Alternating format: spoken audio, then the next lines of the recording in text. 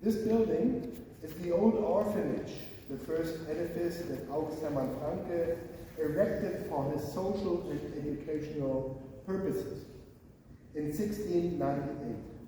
It was the center of Halle pietism, as Noble pointed out, throughout the 18th century, and 30 years ago it was the starting point for the renewal of the Francke Foundations as a cultural and research center in continuation of August Hermann Francke's ideas, which inspired the creation of this institution already 300 years ago. In the 18th century, for many Salzburger refugees, as you know, the Halle orphanage was the starting point for a complete new life. After having been expelled from their native country, 10,000 Salzburger Protestants migrated through Middle Europe. It was actually the largest refugee wave that Europe saw in that whole century. Most of them had left everything behind except the goods which they could carry, and thanks to the excellent and widespread contacts, the Halle pietists were able to arrange new settlements for many of their fellow believers, and sending them from Halle the spiritual care on their way into an unsecure future. Under the leadership of the pastors Johann Martin Bolzius and Israel Christian Gronau, the Salzburger refugees started their new settlements first at an inappropriate spot and then here at this place. Under the leadership of Bolzius, an orphanage was built, which was the first one in North America. Mills were constructed, the first ones in Georgia, and in the year 1741, the first church building for the Salzburgers in Ibelitzer was completed.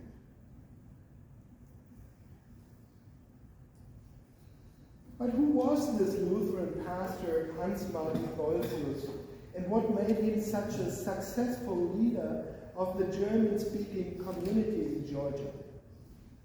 As we all know, he was not a Salzburg refugee, but a rather young and unknown theologian when he and his colleague Israel Christian Gronau agreed to accompany the Salzburgers on that dangerous journey to an unknown world. And when he started, he had no experience at all in leading a group across the Atlantic Ocean and organizing the settlements, not only in a spiritual, but also in a very practical way.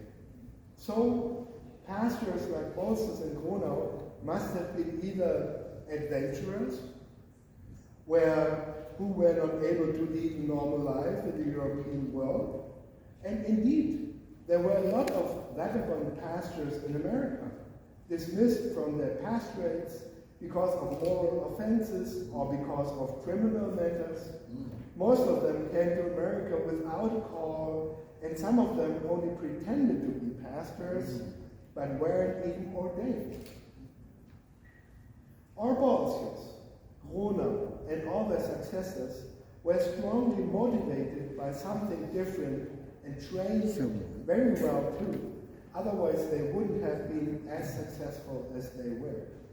Well, you all know that many of the pastors who are nowadays known as the founders of the American Lutheran Church in the 18th century came from Halle. Most of them had studied in Halle, which was known in the first half of the 18th century as one of the most important intellectual centers in Europe. The theologians who came from Halle were all influenced by Halle pietism and the famous pietistic institutions there named after August Hermann Francke. A man who possessed the vision of a Christian betterment of nothing less than the whole world. Through the pastors who were sent from Halle to serve the Salzburger congregations in Georgia, the pietistic spirit from Halle and the ideas of Francke entered the early Salzburger settlements and helped forming their spiritual and their practical lives. Thus, Halle pietism became part of the tradition of the Georgia Salzburgers. Let us take a look at the emerge of pietism and Franke's role in it.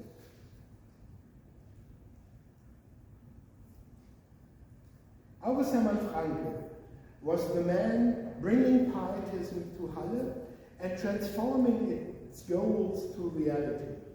He was born in 1663, so only shortly after the 30 Years' War had ended, and he was born in the city of Lübeck, which is right north in Germany.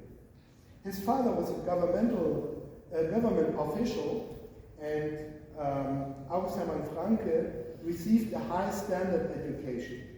With a stipend from his family, he studied theology, philosophy, and Oriental languages at several universities in Germany.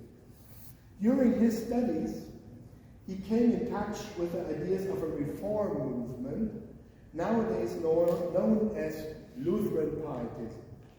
This was a movement within the constituted church. Starting point for the movement was that in the second half of the 17th century, a number of Lutheran theologians turned up, judging that their church was far away from a vivid spiritual community as intended by the Bible and by the Reformation and Martin Luther. Instead, the single Christian was, so they claimed, was condemned to passivity. So these theologians wanted to reform their church from the inside. The reformers didn't want to separate from the existing constituted church, but felt as an inner church movement. One of them was Pastor Philipp Jakob Spener, who you can see on the slide, later known as the father of pietism. At the end of the 17th century, he became a close friend to August Hermann Franke. Spener wrote the basic script for the movement called Pia Desideria, which means pious desires, in 1676. A main idea of the reformers was to give everybody the ability to find his own and very personal way to God by doing his own and individual biblical exercise. Therefore, the pietists created circles where common people from different social backgrounds came together, reading the Bible, and began to discuss religious matters. From today's view, this is a very modern attempt. These circles met outside the churches, in private houses, following the pietistic intention to bring Christianity into everyday's life. And that was very uncommon in those days in the normal church life.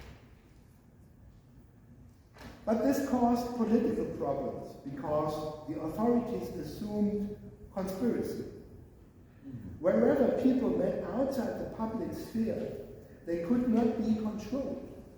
And that was dangerous in the eyes of the absolutistic powers. So the pietistic movement became directly suspicious to the authorities, as well as to the regular so-called Orthodox Lutheran churches. Most states in Germany outlawed pietistic activities.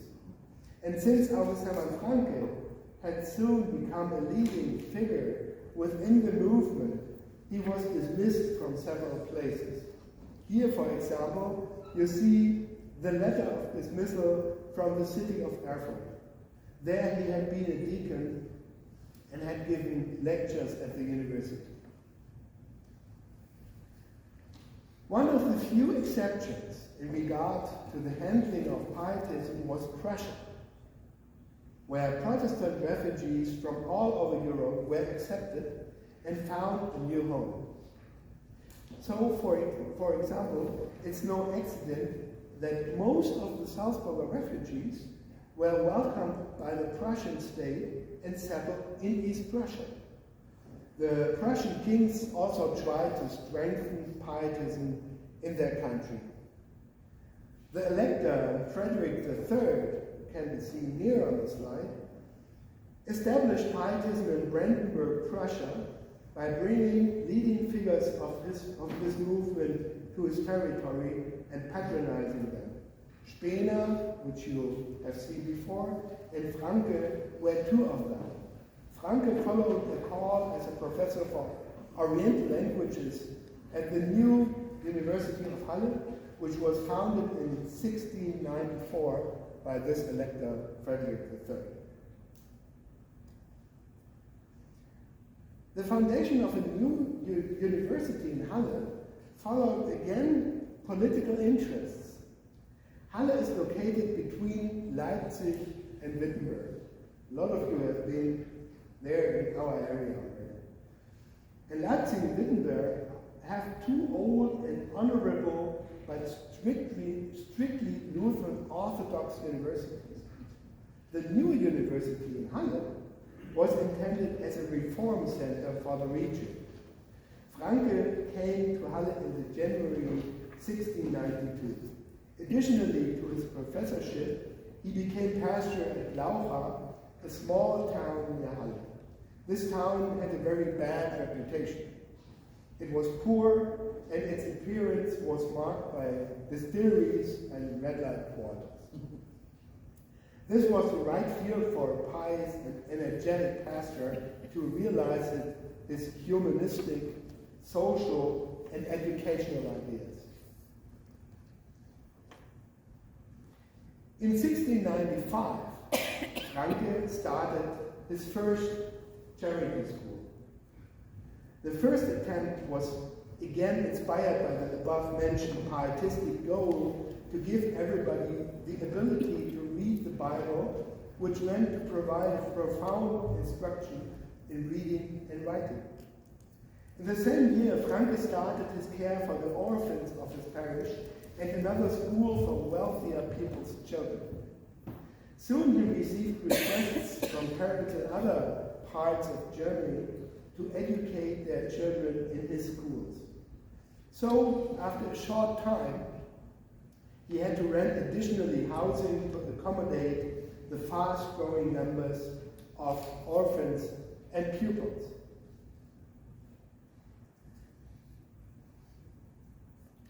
And only a few years later, he planned the first building for his social and educational purposes, which was erected from 1698 to 1700.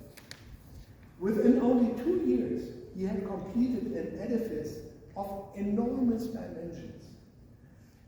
Some of the average castles in the area were much smaller than this 6-story high orphanage, with 1,200 square feet on each floor. The building itself was both a provocation and a signal.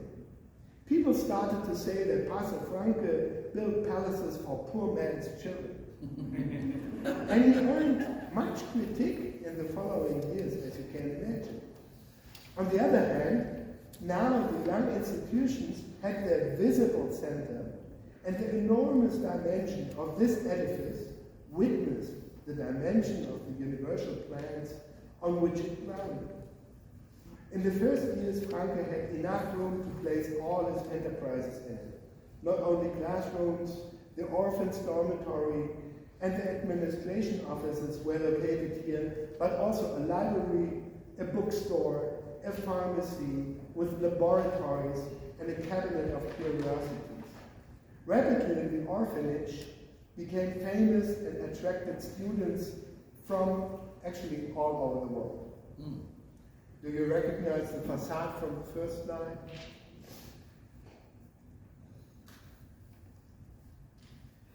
The institutions were growing so fast that soon Franke had to add new buildings. Yet in the first decade of the 18th century, he built a large assembly hall. This hall was typically pietistic in the sense that Franke avoided to build a church or a chapel, but used the assembly hall for both secular events, and divine services. That followed the pietistic idea of bringing church life into everyday sphere, as it was practiced in the above-mentioned Bible circles instead of separating both strictly.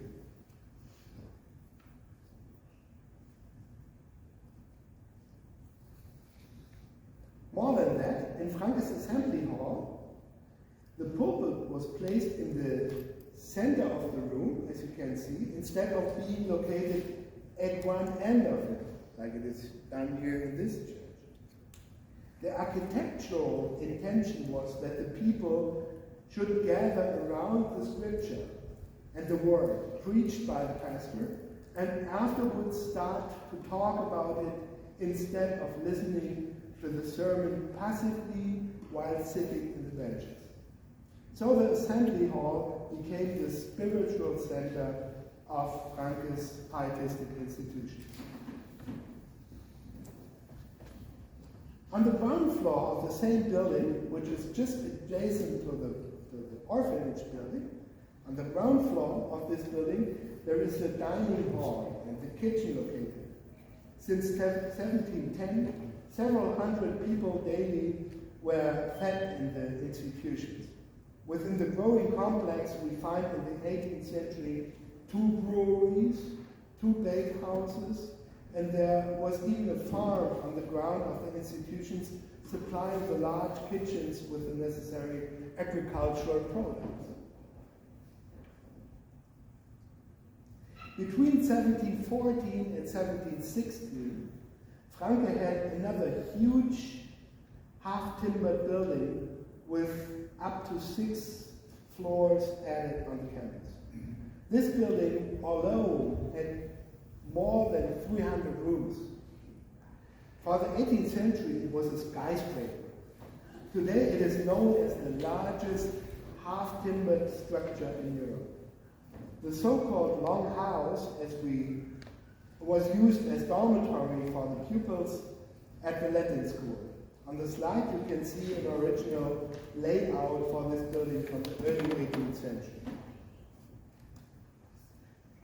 At the same time, Franke erected another school building for his so-called Pedagogium Regium, which means royal school. This was a boarding school for children from wealthy families, or noble families. They had to pay for their education and for their stay in the institutions, but therefore they had their own services, their own servants, their own food, their own beer, their own teachers. In one word, people who could afford to send their children to this school got first-class treatment and the best education the institutions could offer. But with the money which Franke earned from this school, he financed his charity schools right next to the campus. By the years, Franke's institutions became a middle-sized town, right outside the city walls of Halle, over which they towered. It had its own hospital and was even surrounded by its own wall with 2 gates which were closed during the night. This town had its own water supply, but with wells and pipes in a tunnel system producing up to 35,000 gallons of fresh water daily, but using only less than 10,000 for the own purposes of the Franke institutions. The rest was directed to a public well and distributed to the population of Glaucha free of charge. And you can imagine that the people liked that. Franke started his social work at the end of the 17th century with a few coins, buying school books for orphans, and within 30 years he had built a town where more than 3,000 people could live and work. Now you might ask why Franke's enterprises expanded so rapidly and why his school town gained worldwide reputation after only a few years.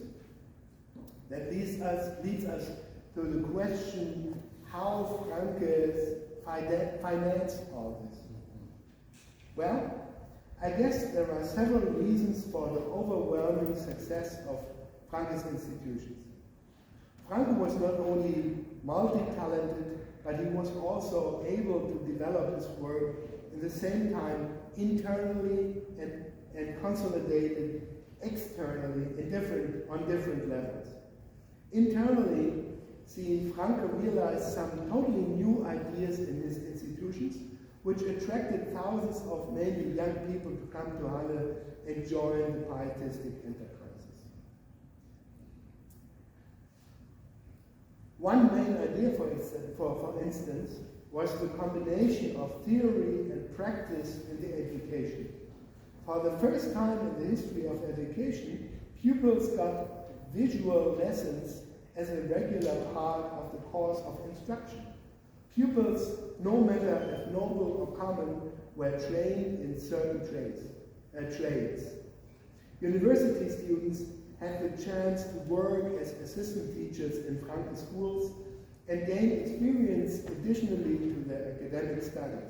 In return, they received free food and supply from the orphanage kitchen. Another almost revolutionary aspect of the pietistic school system in Halle was that everybody, no matter of the social background, could get an excellent education in Franke schools. We know examples of children who came as orphans from the lowest social class to Halle and became, at the end, university professors thanks to Franke's school system.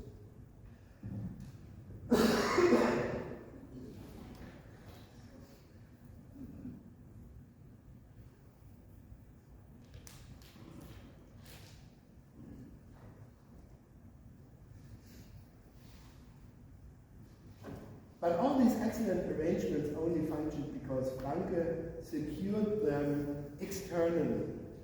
What does it mean? He did this in many ways. Let me describe two of the most important ones. First of all, Franke gained the support of the Prussian electors, later the Prussian kings. In times of absolutism, nothing was possible without permission or strong support of the authorities, as we know.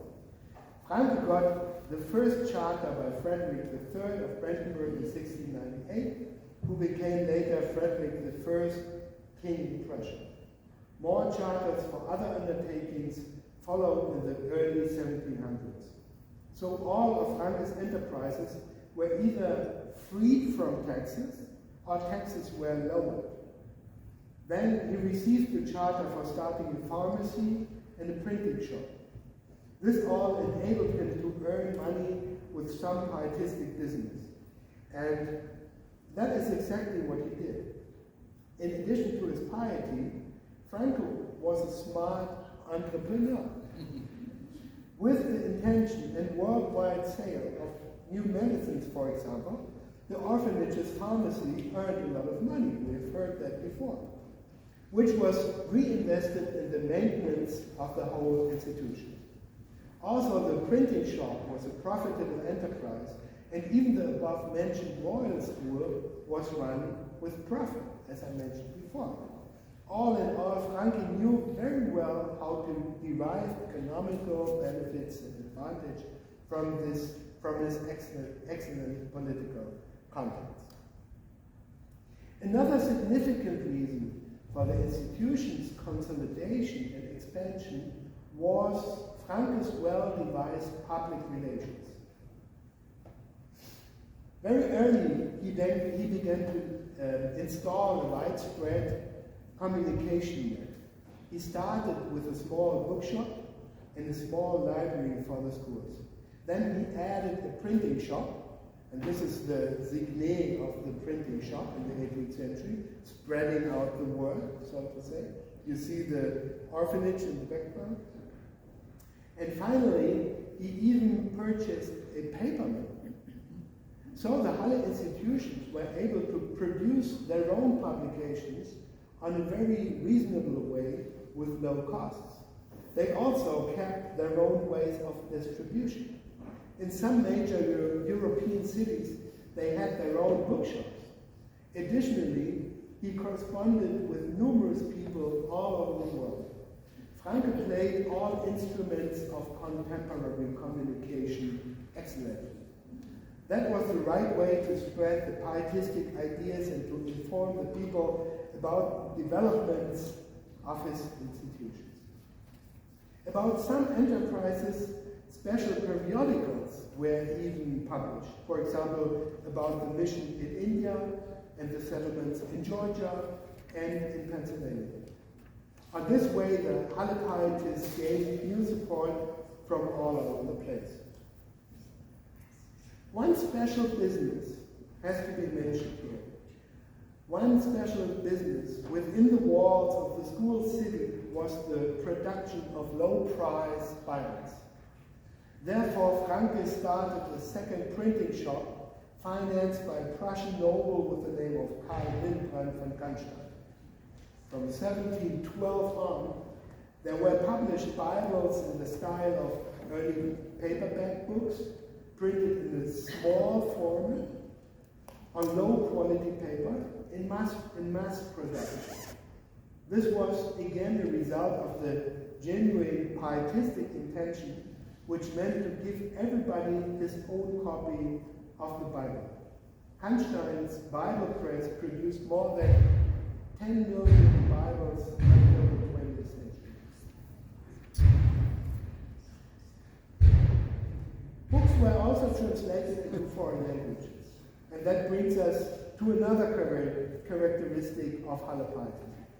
Franke and his co-workers were very much interested in foreign countries, in people with different cultures and languages.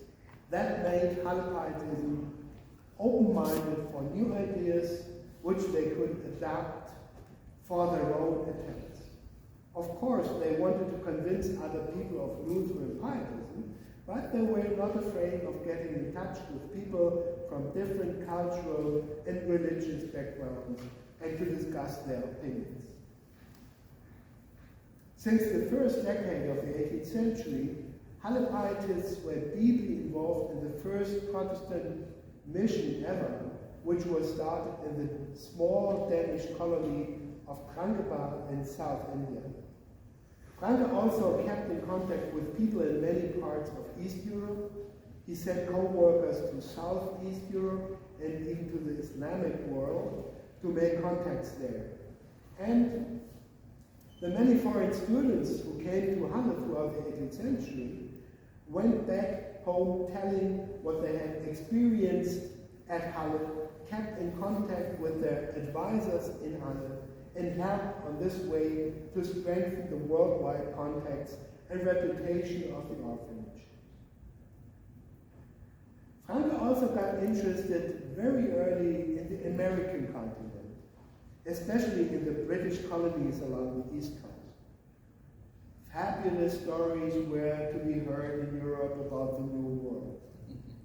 Most of them were rumors, and only a very small number of people could tell the situation by their own experiences, because most of the immigrants would never come back and never do this dangerous journey for a second time in their life. It was too dangerous and very uncertain. Also, because the nautic knowledge was, as we know, far behind what we know nowadays.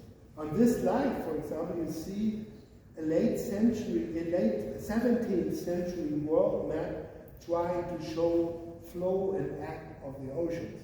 And it's more confusing than helpful, right? Since the end of the 17th century, Franke kept in contact with pietistic immigrants to North America, like the Crayfellows in Germantown, Pennsylvania. When Daniel Falkner, you might have heard the name, pietist and agent of the Frankfurt Land Company, came back from Pennsylvania in 1699, he visited Franke in Halle. Franke proposed Falkner a catalog with almost 100 questions about everything that could be new and interesting.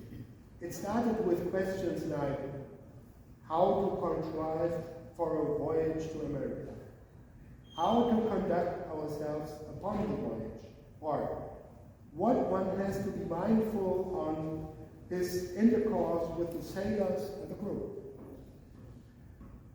The list covered questions about the climate, the fertility of the soil, about the indigenous and their habits, and finally about the economical situation in North America. How to make profit with capital in Pennsylvania was one of the questions. What manner of handicraftsmen are mostly wanted? Or simply, where are all necessary things to be obtained?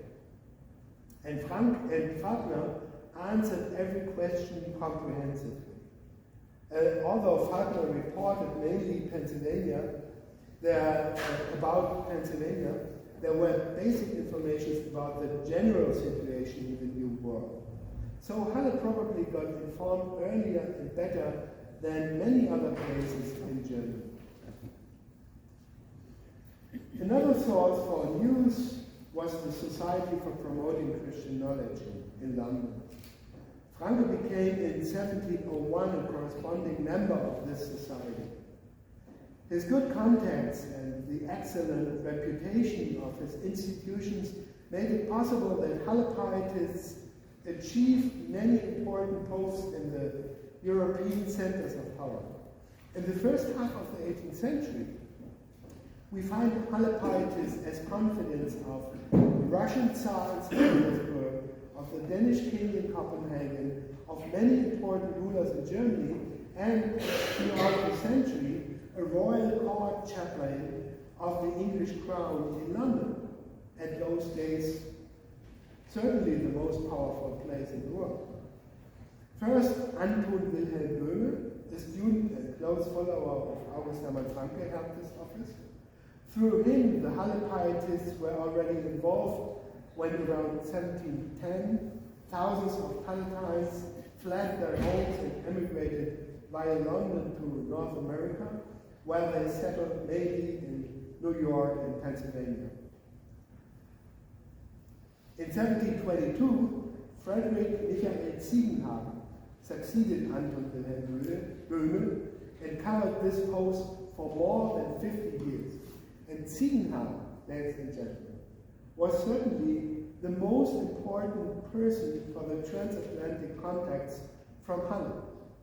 Every letter, every parcel exchanged between Halle and North America went through the hands of Ziegenhagen in London.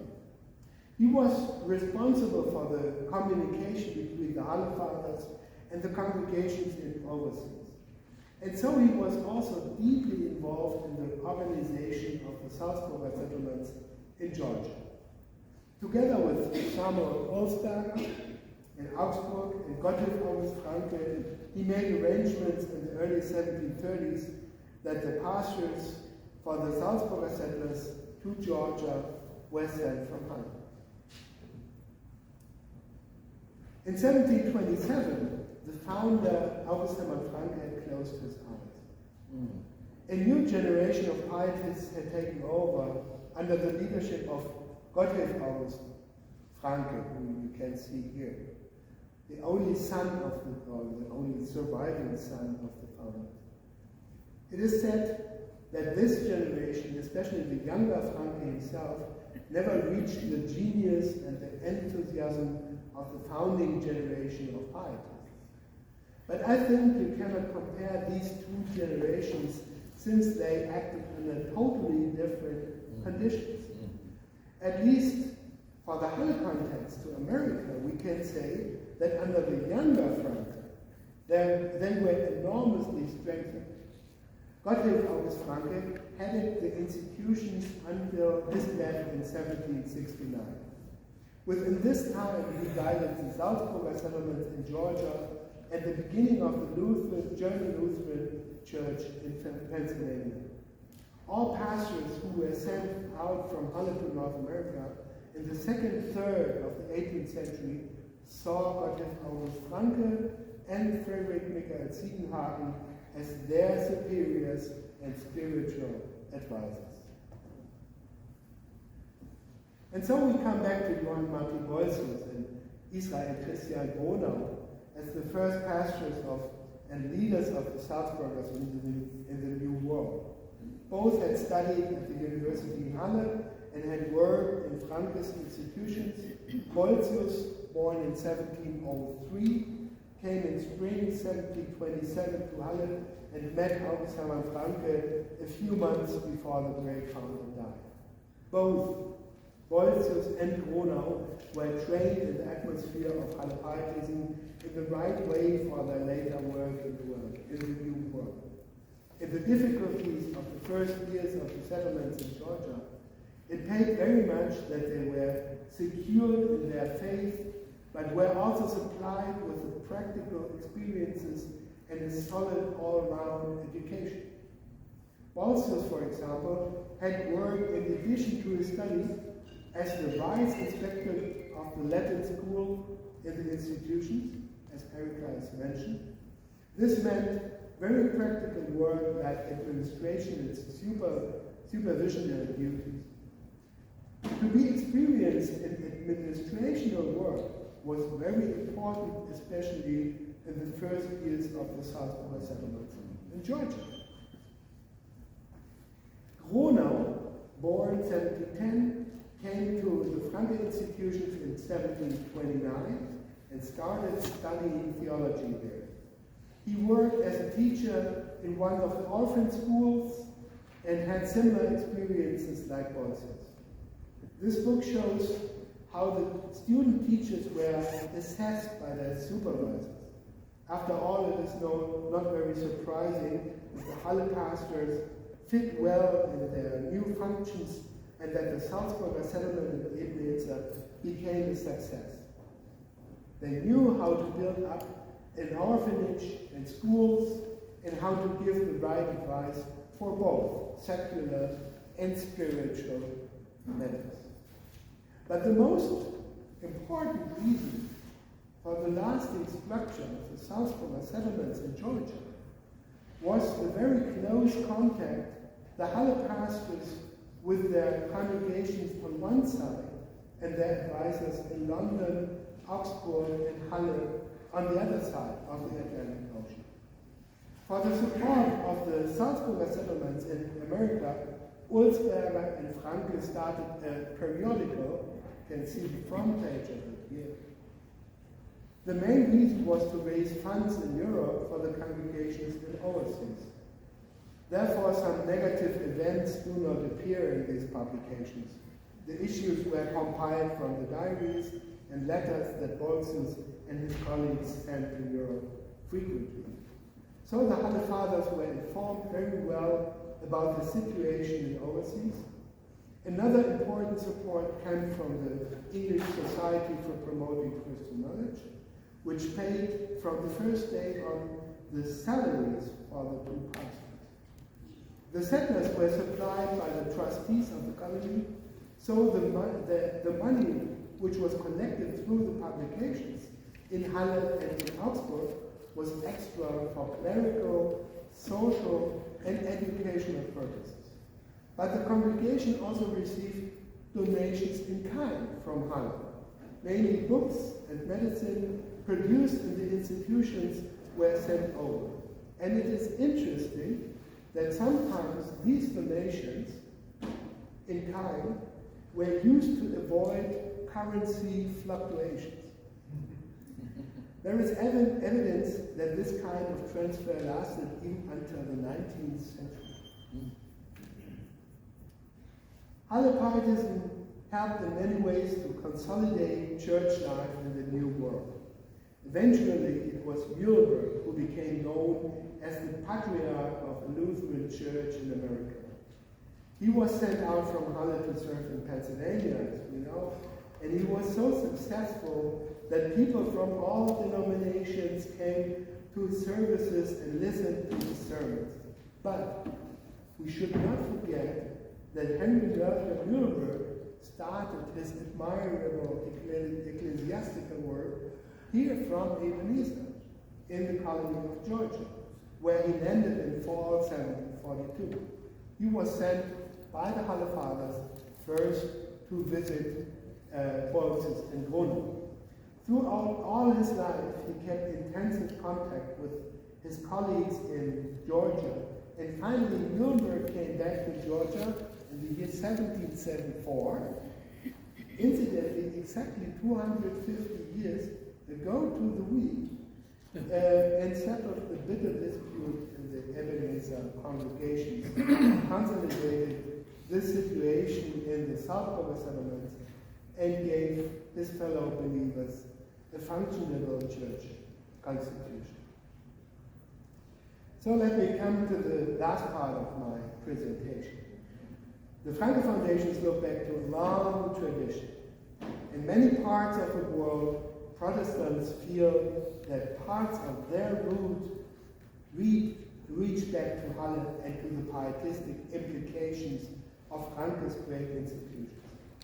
Therefore, today the foundations feel responsible not only to renew the social and educational ideas of Franke, but also to take care of the historical sources of Halle pietism. For the still rather small staff of the 32 years ago renewed institution, it means both responsibility and challenge. The biggest treasure in this regard are doubtless the 3 historical collections that are in possession of the foundations today. These 3 collections were all started by August Hermann Franke and continued by his successors. There is the extended library with more than 120,000 books, mainly from the 17th and 18th century, located in the old library building from 1728. There is a collection of curiosities with items from all over the world and all fields of knowledge. In early modern times, such encyclopedical collections were quite common. Today, the Foundation's Curiosity Cabinet is the only such completely remaining worldwide. An almost unbelievable luck is that not only the collection survived, but also the original wooden cabinets and the hall where it was originally located and presented.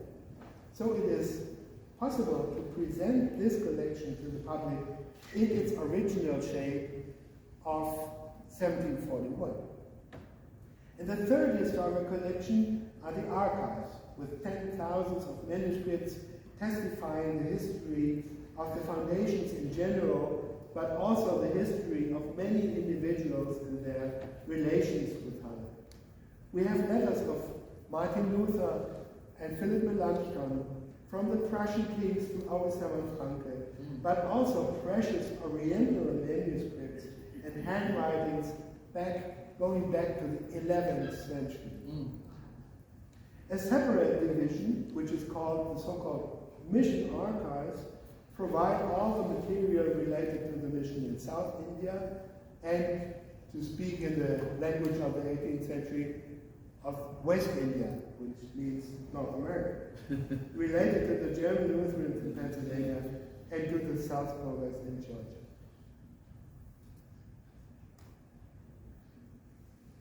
Under the socialistic regime, the complex fell in a disastrous shape. You can hardly imagine how the place was run down. In the main building, it was raining through the roof down to the first floor when I saw it first, and it was different. The historical collections were stored under very poor conditions, and I brought you some impressions of how it looks like only 35 years ago. So this is a view to the main staircase. The rain was dripping, you know. So this is a view into the archives, how I saw it first, because I started as the archivist of the Franke Foundations. And during the division of Germany, There was no free access to the historical material. It was kept behind closed doors for many reasons. For researchers from Western countries, it was very difficult to work with the sources. After the wall came down, the situation changed step by step. When the new staff took over what was left from the property of the foundation, it was even questionable if it would be possible to save the historic complex at all. The assembly hall, for example, had been used as a gymnasium in socialistic times, as long as nothing had been invested in the building. When the rain began to pour through the ceiling, it was left alone. Together with the main building, we restored it in the middle of the 1990s, and this is how it looks today. Oh, wow. We use it now for concerts and major lectures, and a lot of you have seen it and have visited it, and I'm very thankful for that. Within 30 years, we renovated one building after another. All in all, more than 50 buildings on the whole campus. But our aim was not to create a large open-air museum, but to breathe life into the buildings again and to make August Hermann Francke's idea fruitful again. We have accomplished this mission, I think. The very last historic wing of an 18th century building will be completed by the end of this year. Today, 46 cultural, scientific, educational, and social institutions with more than 4,000 people on the campus are once again located on the site. 4 schools alone, 3 kindergartens, and 2 entire university faculties are located on the foundation's ground. There is a student residence and a boarding school. The historic dining hall from 1710 still exists and is still in use as a cafeteria. And even the oven from Francke's time is working again and is fired up on special occasions. And the bread is really good. We have also resumed the centuries-old international relations which were started by August Hermann Francke. In South India, together with other partners there, we have built a museum for the history of intercultural dialogue. And what you see in the back is the first mention of the first Lutheran missionary there in South India. In Philadelphia,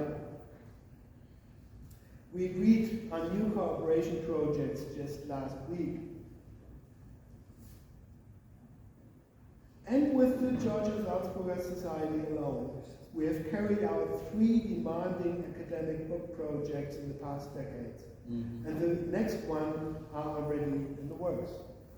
The partnership has developed into friendships. I still remember my first visit to the Georgia Salzburger Society in Atlanta in 1996, when I met important personalities such as Vince Axman, but also Richard Kessler, and many other people for the first time. There have been many mutual visits since then. Just last year, Claudia Bergman visited us in Halle with a delegation, Claudia, and now Erika Bragg is committed to further cooperations. All this also forms the foundation of the town twinning between Savannah and Halle, which was initiated in 2011. I would like to thank you all very much for that. It has always been a great joy and an honor for me to work in the Lord's American vineyard. And I would like to ask you to continue this fruitful cooperation with my successors in Halle, also in the coming years and in the coming decades. The partnership with the Georgia Salzburger Society and the friendship with you is of particular importance to us in the Franke Foundations, to me personally, and also to my wife. Thank you very much, and see you all one day.